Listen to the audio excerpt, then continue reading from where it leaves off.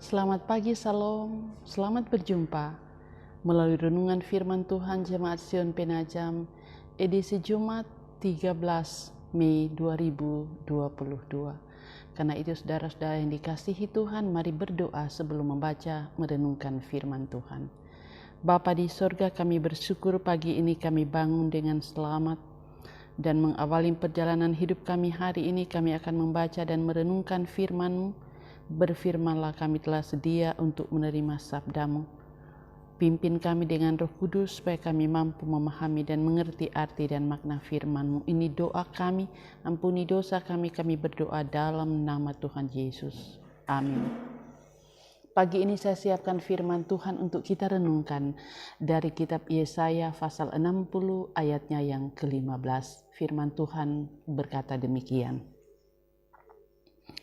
Sebagai ganti keadaanmu dahulu, ketika engkau ditinggalkan, dibenci, dan tidak disinggahi seorang pun, sekarang aku akan membuat engkau menjadi kebanggaan abadi, menjadi kegirangan turun-temurun.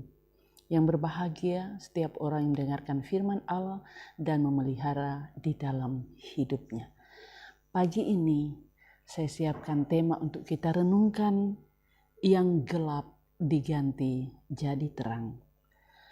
Saudara-saudara yang dikasihi oleh Tuhan Yesus Kristus, setiap orang memiliki masa lalu.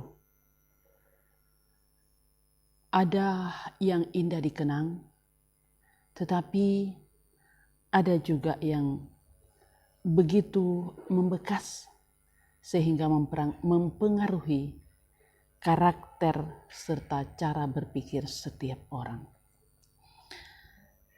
Seorang yang pernah ditinggalkan oleh orang yang sangat dicintai atau yang sangat dikasihinya dalam hidupnya akan selalu merasa insecure atau tidak aman. Ia akan berusaha melakukan apa saja yang dapat ia lakukan dengan harapan menyenangkan hati banyak orang. Seorang yang pernah berada dalam situasi atau kondisi dibenci atau tidak dihargai, tidak dianggap keberadaannya, entah karena kesalahannya sendiri atau karena kesalahan yang datangnya dari luar kehidupannya, maka ia akan memiliki karakter yang menjengkelkan, karakter yang membangkang, karakter yang suka memberontak, bahkan karakter yang menutup diri. Apapun yang kita pernah alami dalam perjalanan hidup kita di masa lalu, itu tidak akan dapat mengubah sesuatu dalam perjalanan hidup yang kita alami masa sekarang. Tetapi yang pasti, mari jadikan segala sesuatu itu menjadi berharga dalam hidup ini dan jangan menjadi batu sandungan atau menjadi penghalang untuk maju ke masa yang akan datang. Firman Tuhan yang kita renungkan pada pagi hari ini berisi atau menegaskan soal semangat dan kepastian. Semangat dan kepastian yang dimaksudkan ialah kita sedang berada dan menerima janji Tuhan. Di sini dikatakan untuk mengganti keadaan dahulu, maka Tuhan berjanji menjadikan kita kebanggaan abadi dan menjadikan kita kegirangan turun-temurun. Janji ini memang perlu direspon. Sebab dengan merespons maka kita akan menikmati kehidupan yang bersemangat bangkit menatap masa depan.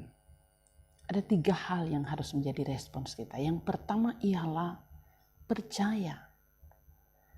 Percaya pada Tuhan bahwa Tuhan itu sanggup mengganti masa lalu yang begitu gelap, masa lalu yang kelam, menjadi masa depan yang terang, benderang, dan penuh harapan. Yang kedua, berserah kepada Tuhan. Saat kita menyerahkan diri kita sepenuhnya, termasuk masa lalu kita, ke dalam tangan kasih anugerah Tuhan, maka Tuhan akan berkarya. Tuhan akan mengobati, Tuhan akan memperbaiki, Tuhan akan mengubah, dan Tuhan akan memulihkan kita secara dahsyat. Yang ketiga, berkomitmen. Berkomitmen pada Tuhan yang sanggup mengubah masa lalu kita yang telah menjadi masa depan yang terang gemerlapan. Artinya, setialah seumur hidupmu kepada Yesus Kristus. Serahkanlah hidupmu untuk dibentuk oleh Tuhan sesuai dengan rancangannya, sesuai dengan maunya Tuhan, sesuai dengan perkara Tuhan.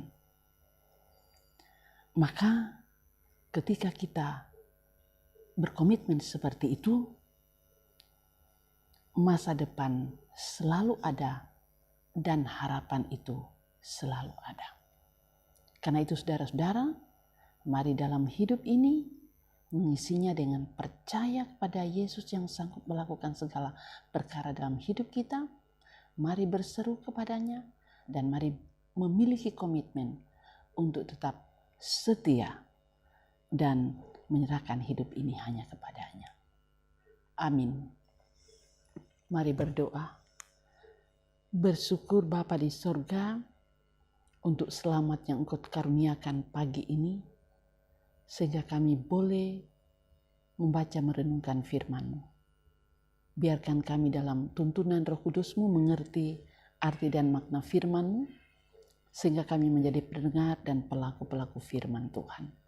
Kami terus semangat, percaya kepadamu, berserah diri kepadamu, dan memiliki komitmen hidup.